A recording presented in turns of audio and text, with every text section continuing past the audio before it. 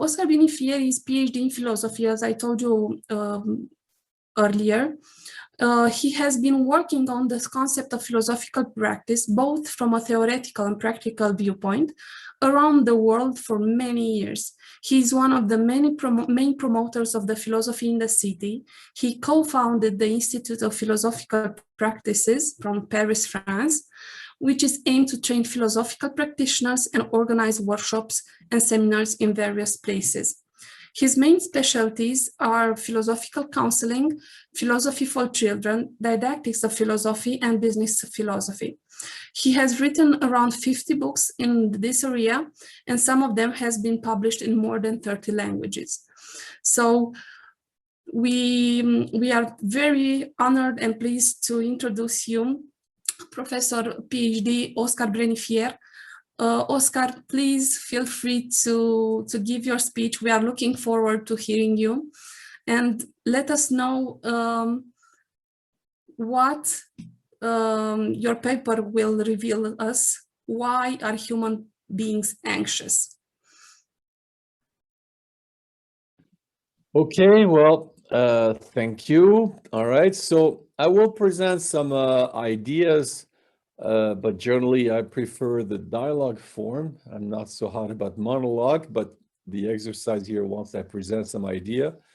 But if anything is a problem, you want to ask a question, you have an objection, you want to make a comment, you can interrupt me, yeah, and I will feel less lonely if, even though from my experience of my little experience of Romania, it's the professor that speaks. Some countries have a strong idea of hierarchy of between the one who knows and the one who don't know. But anyway, so don't hesitate if you want to share some stupid comments with me. You know, I'll give you my stupid comments. You can give me yours. We will do our best to give you the comments, and you will judge the quality of them.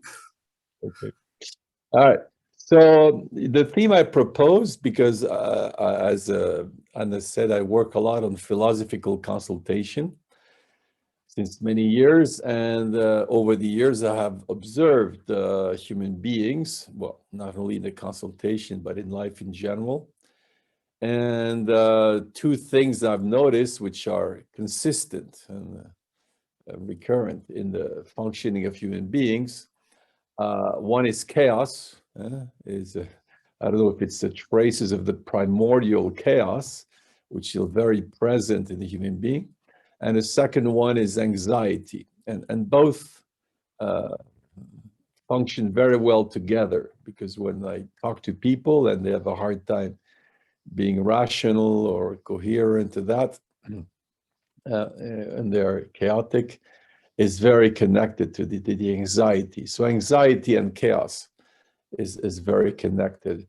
The other aspect is very often what people call thinking. Like people say, I think a lot, I think too much, whatever.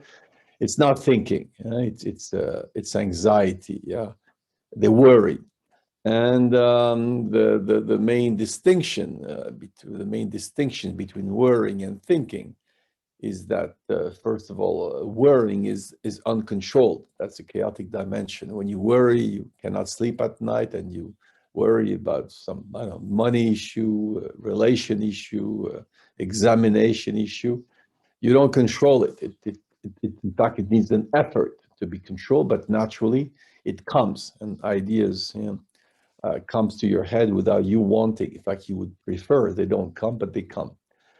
And the second thing is that it's not constructive thinking, it's associative thinking. It's a pure schwammerei, a pure associative, yeah? So it's not constructed. When thinking is constructive, thinking has a causal principle, for example, their connection, rational connection is built. There's a consciousness, there's methodology, whatever. There's an aim, but not worrying. Worrying is just chaotic. So if your mind spins a lot, but it's not controlled and it's chaotic, don't call it thinking. Say, I worry too much, but don't say I think too much. In fact, I think it's not possible to think too much. It'd be like a painter saying, I paint too much. You cannot paint too much, yeah? Because it's third criteria, it's pleasant. Thinking is a pleasant activity. It's the expression of freedom, of creativity. So this you cannot do too much, yeah? In fact, if you enjoy thinking, you never have enough. So when it's too much, because it's painful, it's chaotic, it's uncontrolled, and it's called worrying, yeah? But it's a distinction that is very useful, but most of the time it's the distinction that's not made. And I noticed because today meditation is a little bit popular, and they sell meditation as a way to stop thinking. Yeah. Well, I say maybe you stop thinking, but the main point is to stop worrying. Or same like people who like to do sport, they do jogging. You know, they say, I like to stop thinking. No, you're not stopping thinking. You're stopping to worry. Yeah. But the problem is that they throw a baby with the bathwater by not distinguishing. But thinking is as well a way to stop worrying. In fact, when you think, you have to stop worrying. Yeah. Yeah. Yeah. So now, what is this anxiety about? Well, it's first of all, there's a basic uh, animal principle. Like animals, we have needs, we have desire, which is a bit normal. We have to wonder how we're going to feed ourselves, how we're going to protect ourselves, where we're going to live, you know, and so this is like animals. So in that sense, there is something natural, let's call it this way, about being about anxious. Now, the problem with human beings is because we have a consciousness, because we have a mind, because we have reason, our level of anxiety and the field or the breadth of anxiety is much wider because we have basic, let's call them physiological or animal needs and therefore animal anxieties. But primarily, we have constructed anxieties, cultural anxieties, psychological anxieties that are there. And to give you an example of what I mean by those anxieties, you know, we have the fear of death, for example. We can say the animal is a fear of death, but he has it generally when it's something immediate. But we can think of dying all the time, and some people are obsessed with dying. We have anxiety about loneliness. We don't want to be alone. We have anxiety about not being loved. We want to be loved. Some people do a lot because they want others to love them. Others, some specific others, or a lot of others. Yeah.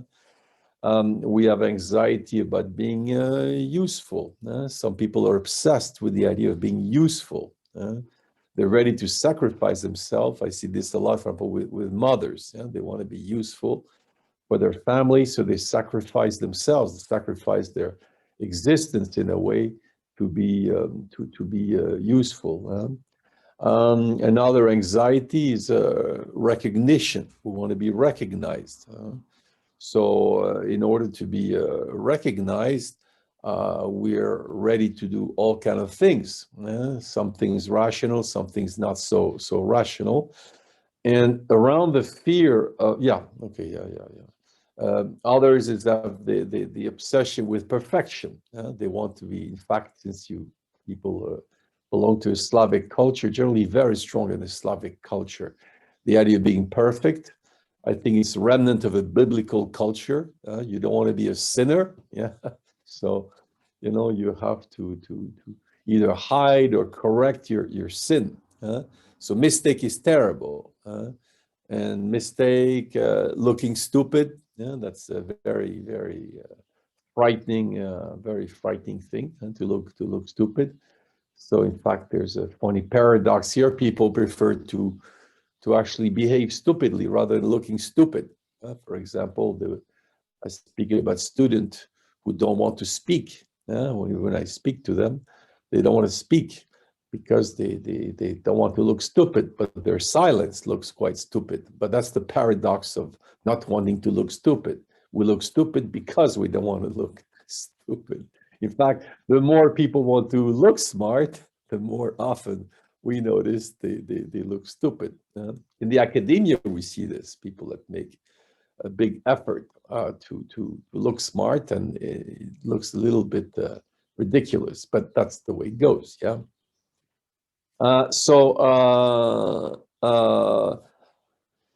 Yeah, otherwise, meaning. Meaning is an important issue. Some people are really worried about meaning. That means they feel their life is meaningless, and their life is not a value in itself. I think something that Nietzsche would criticize. So they want meaning. They want something that gives value to their life, which is not simply to eat and whatever, to live and reproduce themselves, but they want meaning. Yes. Others, they're greedy. They greed. They want to gather things. Doesn't matter what it is, be it money, be it knowledge, be it love. There's a form of greed where the idea of poverty, the idea of being deprived, is very, very scary. Yeah. So we want to gather a lot of things. Yeah. And okay, there are others, but the last one I would like to give, because it's a little bit I would say the ground of all anxiety, is the anxiety of nothingness. Yeah. Now, nothingness is a bit abstract concept. We think here, for example, about the idea of Sartre, of being in nothingness. So some people have directly access to the sphere, this anxiety of nothingness. It's quite common, for example, for people who study philosophy, I've noticed, yeah. There's a certain sense of nothingness, and so we look for absolute concept, for radicality, as a way to compensate the sense of nothingness. But actually, nothingness is present in all the anxieties. It's just, for many people in itself, it's abstract. It doesn't mean much, nothingness. Again, unless they have some philosophical scheme or fiber or attitude. But if you think about it, all the different fears, all the different anxiety is about nothingness. Dying is about nothingness. People that want to be loved, well, if they are not loved, they are nothing. Same with people that want recognition. If they don't recognize, they're nothing. If they make mistakes, they're nothing. Same with people that want to be useful, what I call the vacuum cleaner syndrome. Like a vacuum cleaner, it has worth, it has value if it is functioning, if it's working, if you can clean the floor with it. But if you're useless, then you have no value, you're nothing. So the value is totally dependent on Oscar, yeah. I believe I will interrupt you, and I think that is going to like it, because we have a student in here who would like to ask a question, right, Antonio? All right, let's hear it. We have a raised hand, that's why. Yes, I just want to ask Oscar questions. If anxiety drives to thinking, to philosophizing, at least to try to do it, and also anxiety drives you to stop mind, to meditate in this direction. Are those practice reasoning and meditating spiritually or mystically and philosophically so opposite direction, or maybe combined in someone's practice? For example, those on Mount Athos or something like that. Well, actually, you're faster than me, because you sort invite me to go in the second part of my presentation, so I can introduce it to answer you. Is the idea that this anxiety is as well existential motor. It's as well an existential incentive. In a way, it's because of the anxiety that we do things. Guy's anxious about being poor. Well, he's going to work a lot to make his business function and be rich. The person that wants to be loved is going to have some social function where he's going to do whatever in order to be loved. Or a person that wants to be recognition is gonna try to accomplish something in order to get that recognition, yeah. Or the fear of death. Sometimes I like to say that artists, for example, or people that create, it's a way to compensate death, because through your action, through your creation, you will accede to some form of immortality, yeah. So the idea that we would disappear, there's a disappearance, that there is nothing, or the idea of meaning makes us accomplish something, yeah? Now, the problem is that there is, of course, some very ambiguous nature to this anxiety. Or same with the idea of perfection. We all know this, the idea of perfection. The idea of perfection can be an incentive. For example, you write, you want to write as well as possible, and you're gonna, the problem is when, like always, when is it that the anxiety makes life painful for someone, where the anxious dimension is overbearing, yeah? That's the difficulty. That's why many philosophers are preoccupied with, yeah? Oscar, related to the idea of making life being difficult, at some point you discussed about dramatization, a dramatic perspective of on life. And I was thinking about the connection between anxiety and being dramatic, because anxiety, as I see it, is like an overwhelming made by the emotions that we are feeling.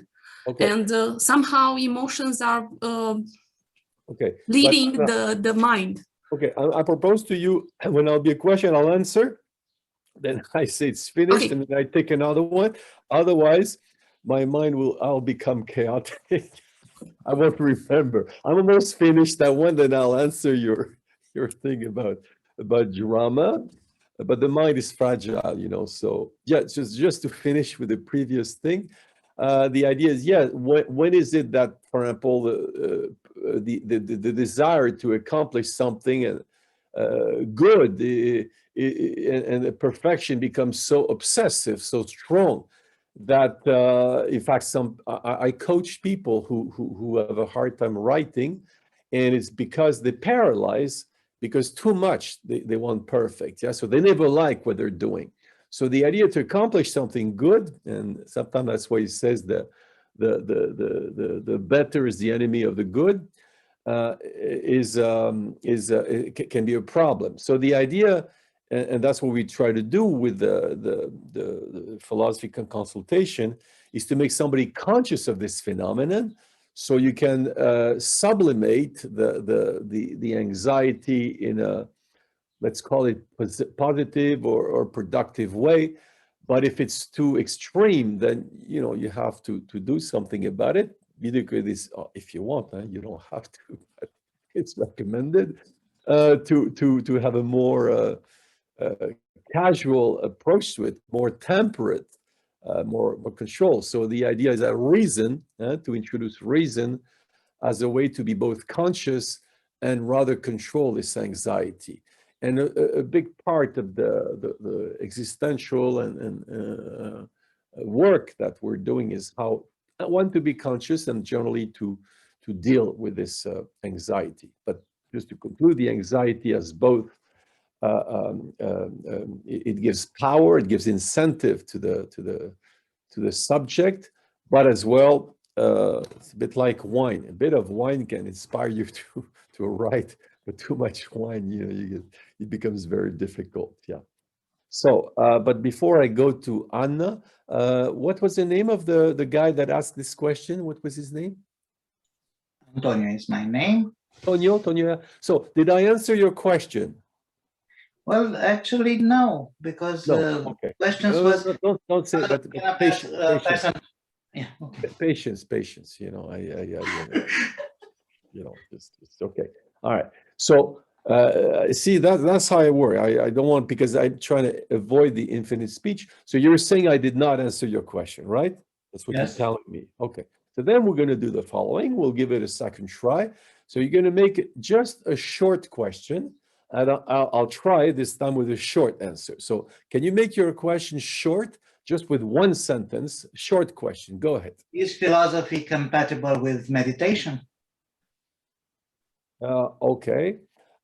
Yes, in the sense that it can teaches you to settle down and control your mind. No, in the sense that you're not invited to work with ideas. Did I Okay. answer your question? Yes, this time you do. Okay. See, sometime, and we use a lot of techniques for dialogue in our work, and that's one of them.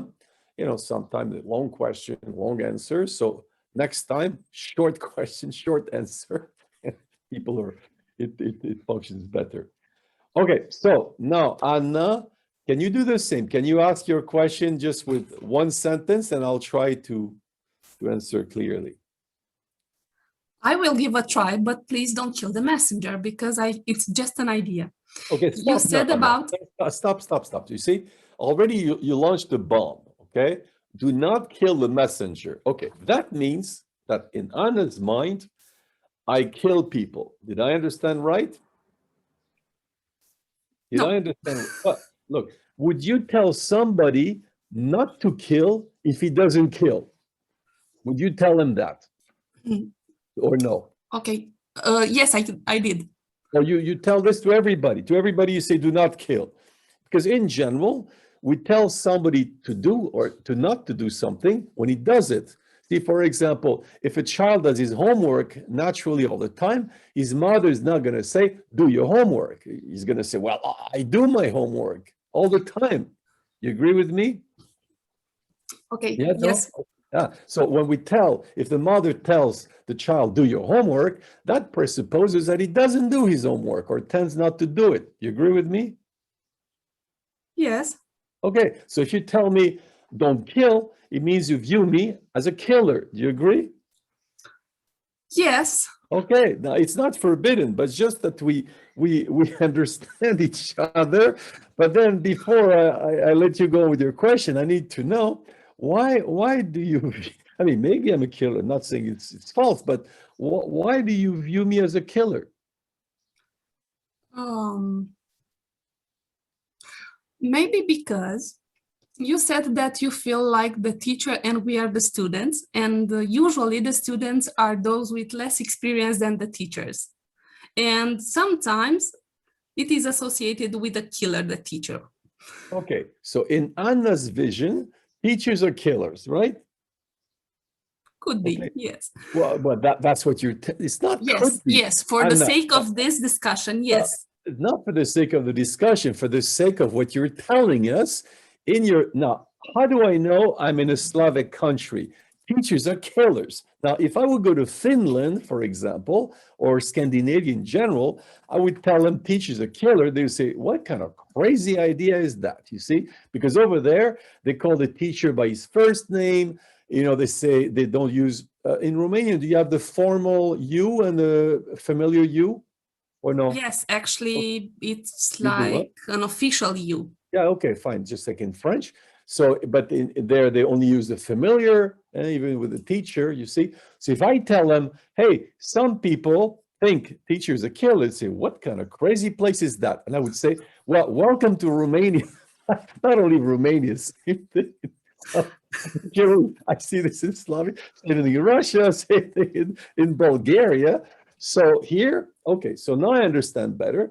I'm a killer because I'm a teacher. We're good? Yes. Okay, it's nothing to do with me, has nothing to do with what I do, what I say, is generally the teacher concept is attached to a killer predicate. We're good? Yes. Okay, no, well, thank you. Now I understand. You see, otherwise I could be astonished, surprised. My feelings could be hurt. You know, my friend Anna calls me a killer. You know, if I'm sensitive, say, oh, what did I do? You Yes, see? but So what are you doing is not somehow a generalization? no, you did. I asked I you. did. I thought it was me personally and you personally, but visibly not. Yeah, I tried. You see, I checked if it was a personal view or a general view, but there visibly it's a general view. Unless you tell me, look, no, nobody thinks this in Romania. But you told me that's in general the way it is. Do you remember? I think it was my opinion that I put it at generalized. Yeah, but now you have a problem with logic.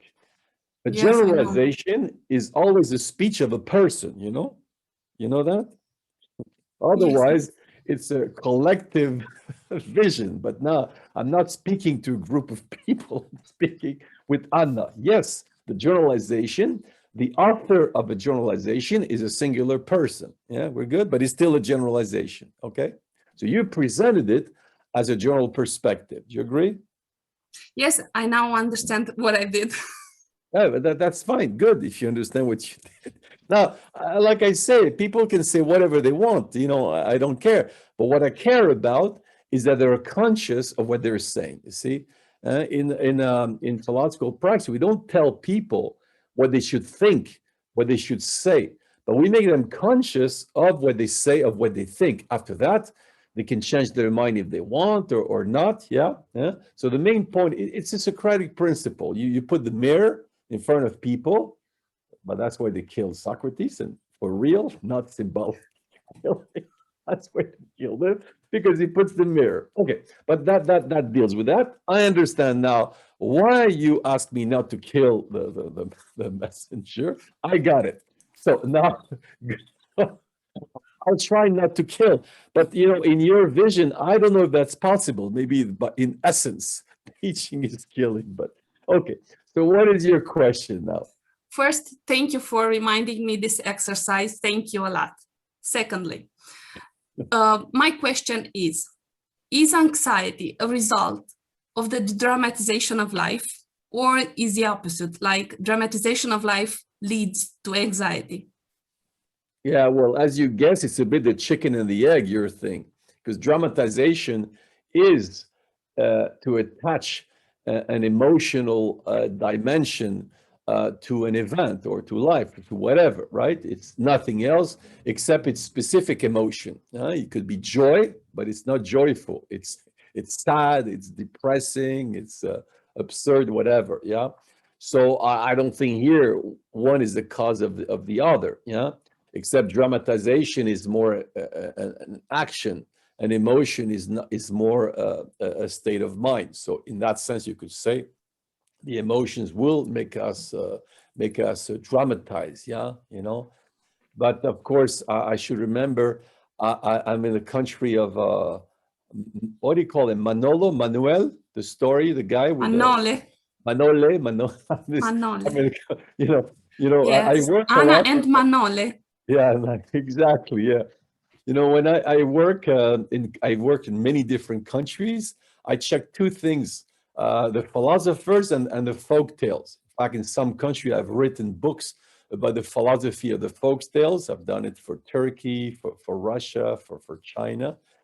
And I think if I had to introduce somebody to Romanian Gestalt, I would say read Manoli. So yes, dramatization. But it's not simply an emotional thing, I have to say. I think as well, it's the way people find meaning to their life, you see.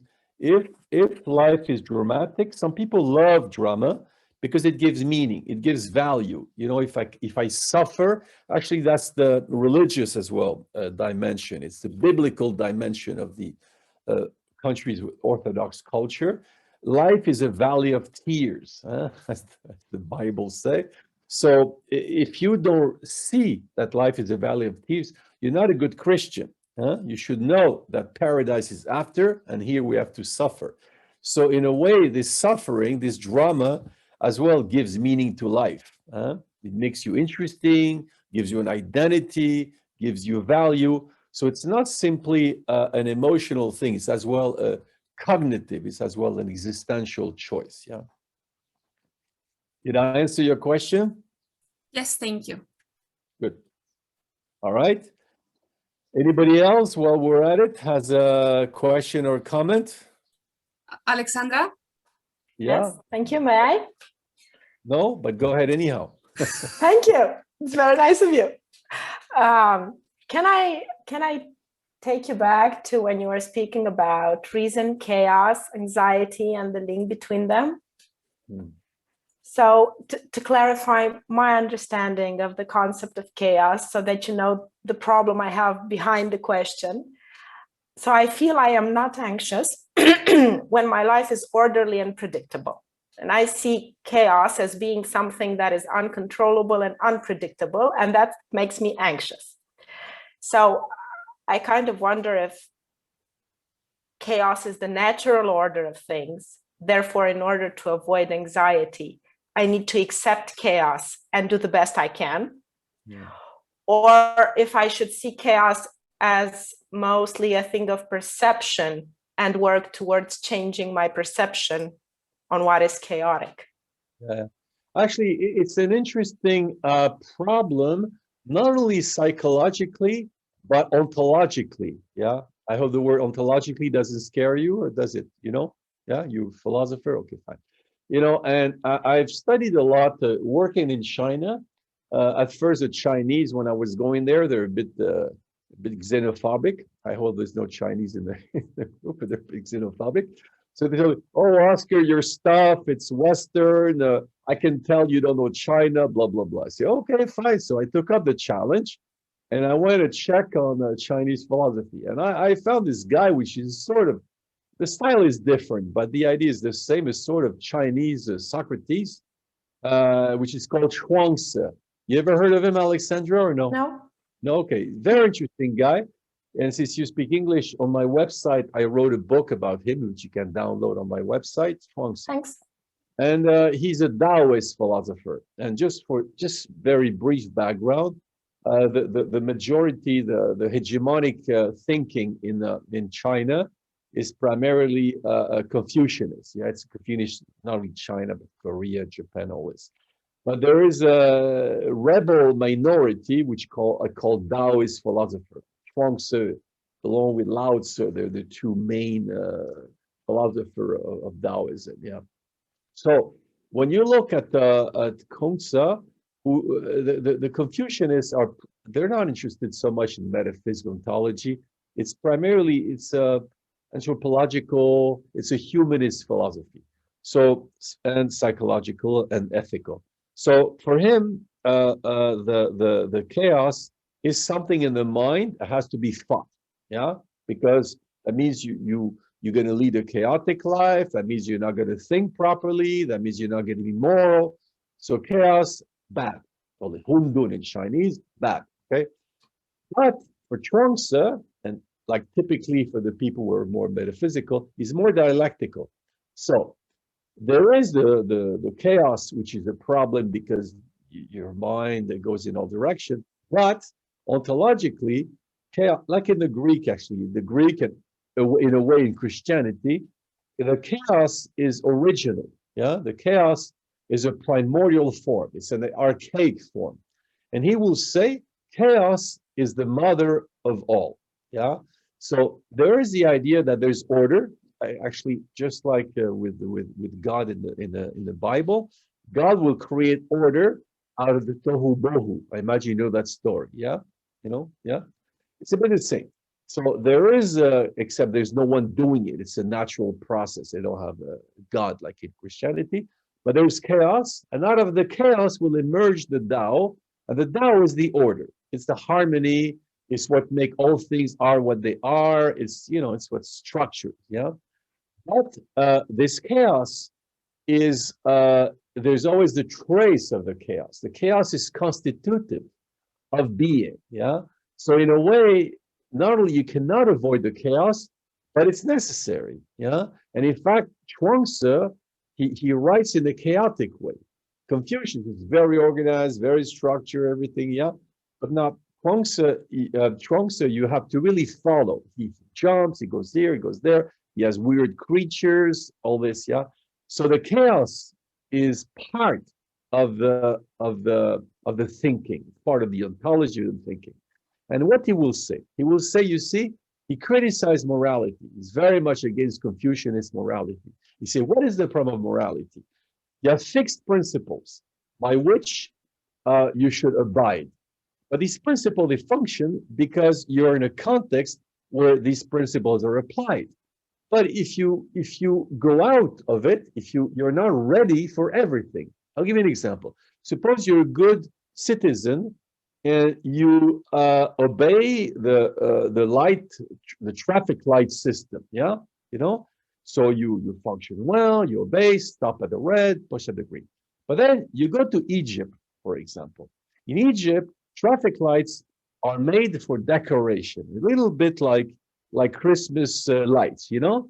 Nobody cares about it. In fact, there's a story in Lebanon, which is a bit the same culture, of a woman that was killed because she stopped at a red light.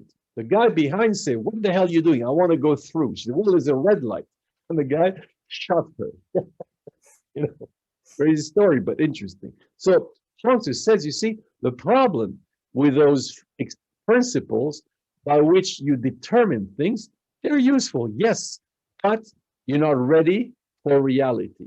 And the fundamental reality is unpredictable.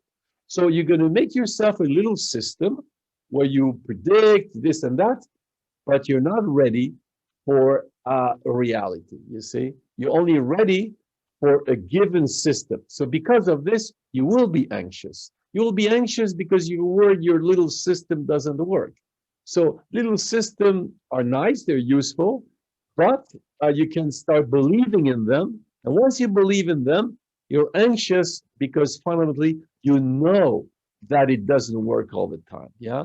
And that's the problem of control freaks. Control freaks, I mean, they control, they do well, they control, but they know they cannot control, you see?